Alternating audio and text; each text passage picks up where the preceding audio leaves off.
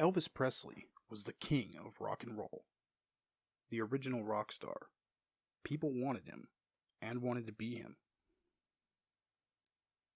He helped change music forever, started fashion trends, and left a lasting mark on popular culture, not just in America, but around the world.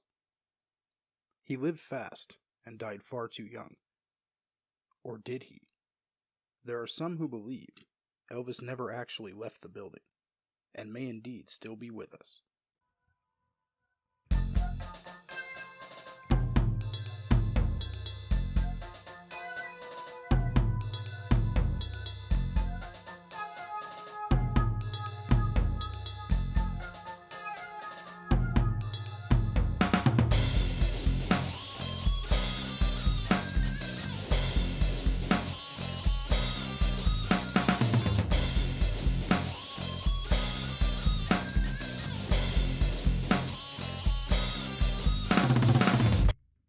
Elvis Aaron Presley was born on January 8, 1935, in Tupelo, Mississippi, to loving parents of very modest means.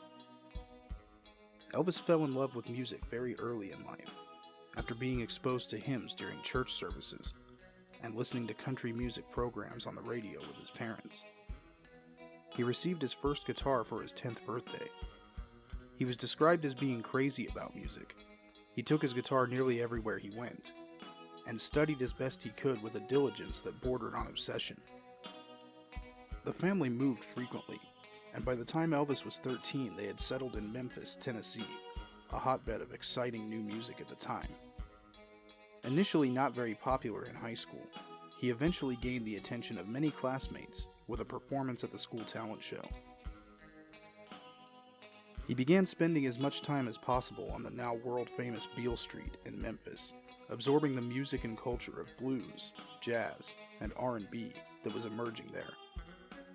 By the time Elvis had finished high school, he knew that he wanted to pursue music as a career.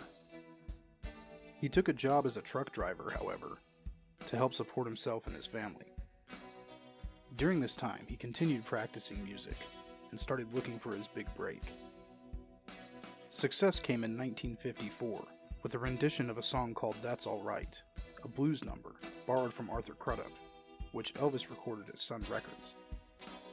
The song became a regional hit on the radio, and Elvis soon had a recording contract, along with a legion of adoring fans. His energetic and sexually charged performances were instantly as popular with young people as they were scandalous to older generations. His sound was revolutionary. He once said of his voice, "I don't sound like nobody." And though Elvis didn't invent rock and roll, he did make it his own.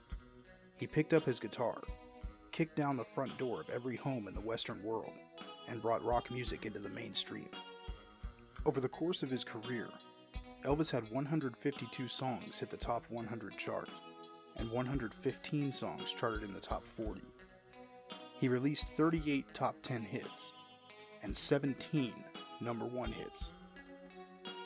His music, to date, has spent a total of 80 weeks at the number 1 spot on the charts, and he had 101 albums achieve certified gold status, along with 57 albums achieving platinum status.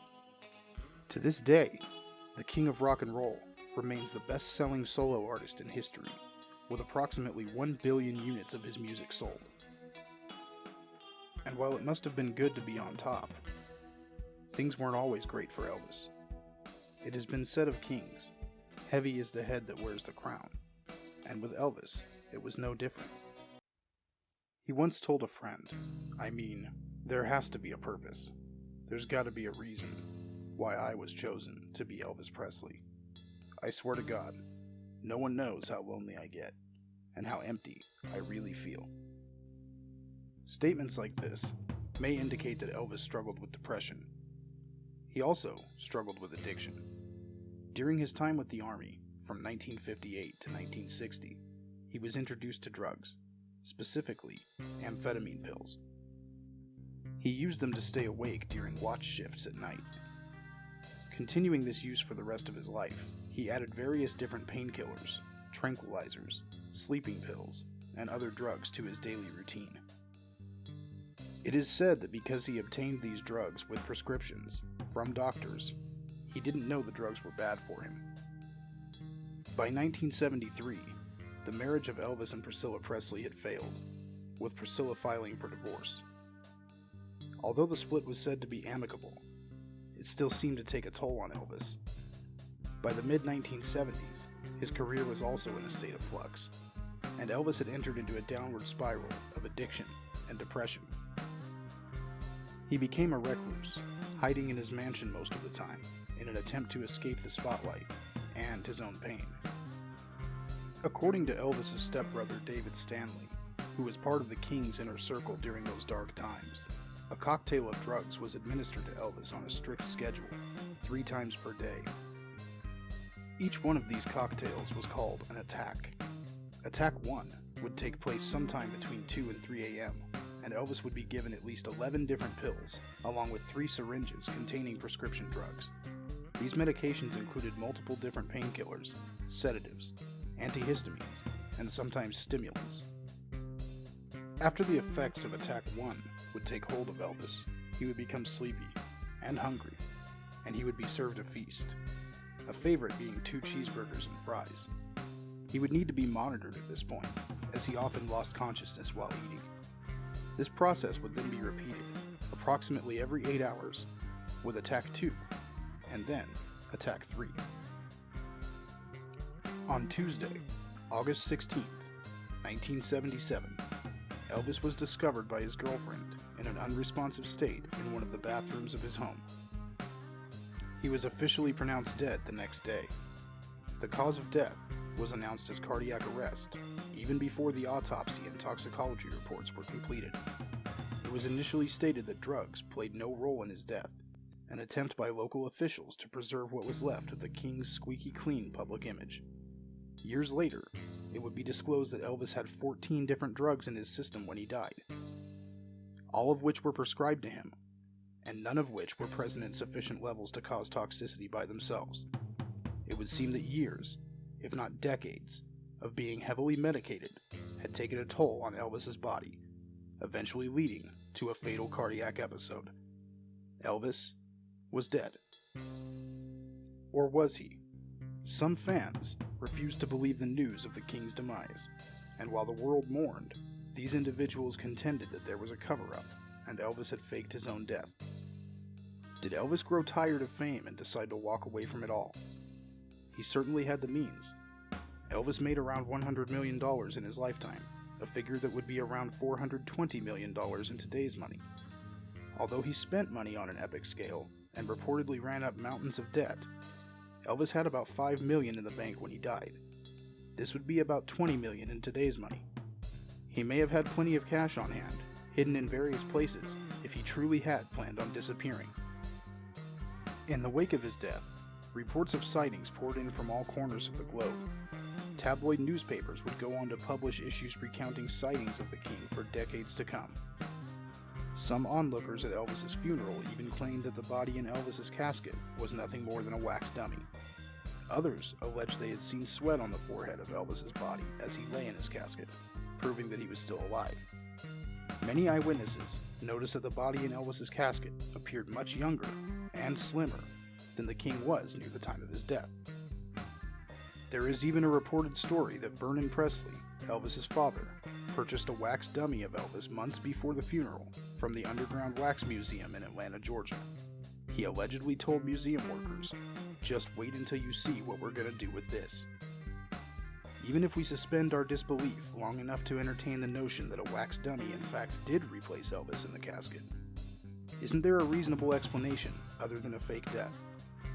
Keep in mind, this is pure speculation. Would Elvis's family have compelling reasons to display a wax dummy instead of the real body?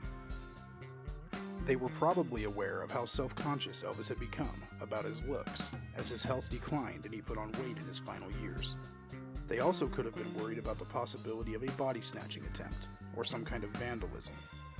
This may seem a bit of a stretch at first, but consider the fact that musician Graham Parsons' body was stolen prior to his funeral, just a few years earlier. In fact, within a month of Elvis being laid to rest, an attempt was actually made to steal his remains. This resulted in the remains of Elvis and his mother being exhumed and reburied at Graceland. It would be extremely difficult, if not impossible at this point, to definitively prove whether or not the body in Elvis's casket was really him, and even if it wasn't, that fact alone would not prove that Elvis faked his death. But what about the sightings? A somewhat intriguing story claims that a man who resembled the king boarded a flight at Memphis International Airport on August 16, 1977, the day Elvis died, using the name John Burroughs. This is significant because Elvis often used the name John Burroughs when checking into hotels and other public places in order to stay under the radar of fans and the media and gain some rare time out of the spotlight. Some claim this is proof that Elvis faked his death and disappeared to live out the rest of his days in peace and quiet. It has also been claimed that Elvis ended up in Buenos Aires, and photos have been posted in various places around the internet purporting to prove this. Others claim that Elvis retired to Ottawa, Canada, and there is even a street there named Elvis Lives Lane. The Elvis Sighting Society is also based in Ottawa, but judging by their website, they don't take the claims too seriously, although there is at least one interesting story of a chance meeting with the king in a coffee shop in the wee hours of the morning. Rather than being a group of tinfoil hat-wearing true believers, the Elvis Sighting Society seems more like a group of fans of Elvis who are dedicated to charitable work. In 1988, in Kalamazoo, Michigan, a woman named Louise Welling spotted Elvis in a supermarket. The king was even wearing one of his signature white jumpsuits. Elvis was seen elsewhere in Kalamazoo, eating Whoppers at Burger King. This is interesting because Burger King was Elvis's favorite fast food chain, and we know that he was fond of cheeseburgers. Many people claim to see Elvis in the 1990 blockbuster film Home Alone. This man, visible over Catherine O'Hara's shoulder in one of the airport scenes, was said to be the king himself. This scene was shot in Chicago's O'Hare International Airport, and the Elvis connection remained a mystery for years until the extra's true identity was revealed, and it came to light that he was a friend of the movie's director, who at one point said, "If Elvis had been on the set, I would have known." Elvis was also spotted at Legoland, California, shortly after its opening. While all of these sightings are entertaining, and some are even intriguing, none have been substantiated, and most have been outright disproven. There is one theory, though, that is truly mind-blowing. It is put forth by author Gail Brewer Giorgio and claims that Elvis disappeared into the Federal Witness Protection Program after working with the FBI as an informant against an organized crime group known as the Fraternity. Giorgio claims this shadowy group of gangsters was involved in nefarious criminal activities such as racketeering and drugs, both of which are standard mafia businesses. Is it possible that Elvis, through his career as an entertainer and with all the time he spent in Las Vegas, may have actually had ties to the mob? And did Elvis really work as an informant for the feds? On December 21, 1970, Elvis met with President Richard Nixon at the White House, a meeting that was kept secret at the time. During that meeting, Nixon gave Elvis a badge carried by agents of the Bureau of Narcotics and Dangerous Drugs, which was a forerunner of the modern DEA. 10 days later, on New Year's Eve 1970, Elvis showed up at the headquarters of the FBI, showed his badge to some of the agents there, and requested a meeting with Director J. Edgar Hoover in order to offer his services as an undercover agent. According to Giorgio, by 1977, Elvis's status as an informant had been discovered, at which point the king's death was faked, and he was forced into hiding because the fraternity was going to have him killed.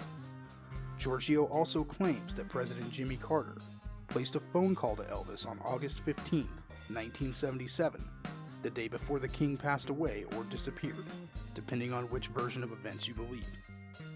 During the course of our research, we were able to confirm that President Carter did in fact speak with Elvis by telephone. This document, a daily journal kept by President Carter's secretary, can be viewed through Carter's presidential library. The conversation took place at 5:18 p.m. on June 14, 1977, not August 15. The call lasted around 6 minutes, and within half an hour of hanging up with Elvis, President Carter was on the phone with the director of the DEA. Is this proof of a conspiracy? that Elvis faked his own death? Probably not.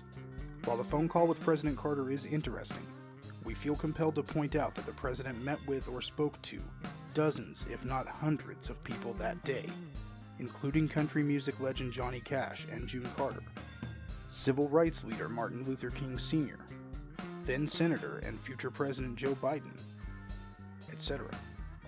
During the course of our research, we were unable to find any substantiated ties between Elvis and organized crime. That is, aside from his entourage being called the Memphis Mafia, but that was pretty much just an inside joke. And when it comes to the FBI, while it is true that Elvis requested a meeting with J. Edgar Hoover, he was informed that the director was out of town, then given a tour of the building, and sent on his way.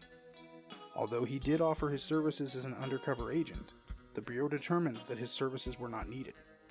And while the FBI does have a 663-page file on Elvis, this wasn't because they were investigating him, or because he worked for them.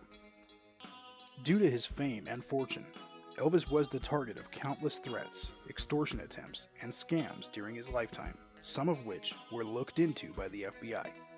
As for his meeting with President Nixon, where he received the honorary drug agent badge, we can explain it like this. Elvis was very proud to be an American, and he loved the country that gave him the opportunities that he capitalized on. He was genuinely concerned about the circumstances in America at the time, specifically those surrounding young people and drug abuse.